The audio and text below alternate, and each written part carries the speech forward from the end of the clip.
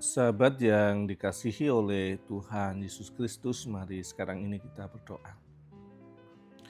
Kami mempersiapkan diri mendengar kebenaran firman-Mu, nyatakanlah kebenaran sabda-Mu kepada kami.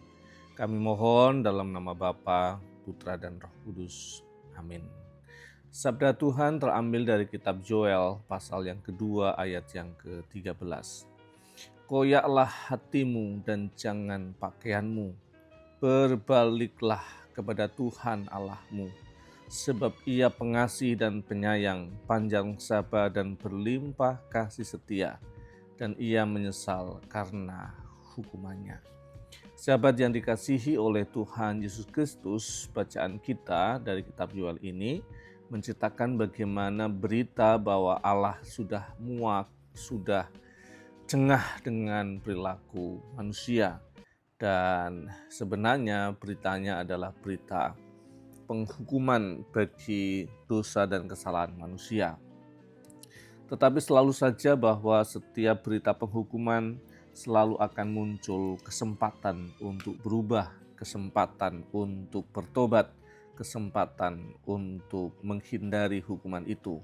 Kenapa? Karena didasarkan pada karakter Allah. Itu dikutip dari Keluaran 34, seperti yang kita baca di Yoel ini. Allah itu pengasih, penyayang, panjang sabar, kasih setianya, kaya, dan seterusnya.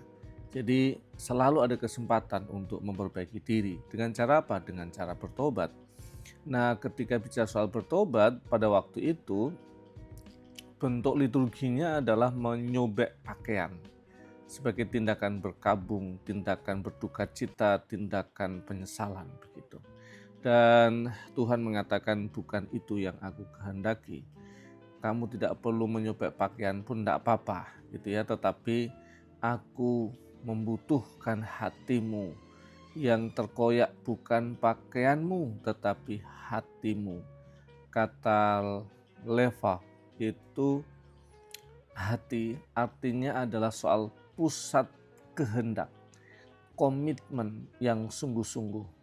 Tuhan tidak menghendaki simbolik penyesalan, tetapi kesungguhan hati, pusat kehendaknya dan komitmennya untuk berbalik kepada Tuhan. Karena memang kata bertobat itu harafiahnya itu berbalik arah hidup, mengubah orientasi kesetiaan. Jadi tidak sekedar merasa bersalah tetapi kelakuannya terus. Enggak. Merasa bersalah iya, tetapi arah hatinya, arah hidupnya berbalik 180 derajat, mengubah orientasi kesetiaan dan diarahkan kepada Tuhan. Itu yang menjadi bagian penting yang perlu kita sadari. Maka di masa hari pertama minggu Prapaskah ini dimulai dengan ibadah Rabu Abu sebagai tanda pertobatan kita. Bukan sekedar liturgi rutinitas, tetapi harus menjadi kesungguhan hati. Mana yang perlu disesali, setelah itu tidak mengulang lagi, arah hatinya betul-betul berubah dari hal yang sebelumnya itu salah. Sangat penting ini, kenapa? Karena kalau pakai ilustrasi contoh gitu ya, kalau ada tembok rumah yang retak dan kemudian orang hanya berusaha nutupi dengan dicat yang baru, itu strukturnya sudah retak dan tidak diperbaiki, maka resikonya adalah bahaya roboh rumah itu. Merobek pakaian tanda itu seperti kayak ngecat ulang saja. Tetapi mengoyak hati itu memperbaiki fondasi arah kehidupan. Itu yang Tuhan mau. Mari kita punya kesempatan. Karena cinta Allah senantiasa ditawarkan. Kalau saatnya nanti selesai, maka yang ada adalah hukuman. Yang ada adalah akibat dari dosa dan kesalahan kita sendiri. Semoga kita menggunakan waktu dengan sungguh-sungguh bertobat di hadapan Tuhan. Tuhan Yesus memberkati. Mari kita berdoa. Bapa kami yang di surga, dikuduskanlah namamu, datanglah kerajaanmu, jadilah kehendak-Mu di bumi seperti di surga.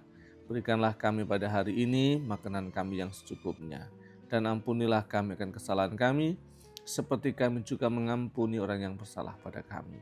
Dan janganlah membawa kami dalam pencobaan, tapi lepaskanlah kami daripada yang jahat, karena Engkau-lah yang mempunyai kerajaan dan kuasa dan kemuliaan sampai selama-lamanya. Amin. Tuhan yang pengasih, penyayang, panjang sabar, yang kaya dengan kasih setia, memberkatimu dalam kemurahan Tuhan Yesus Kristus. Amin.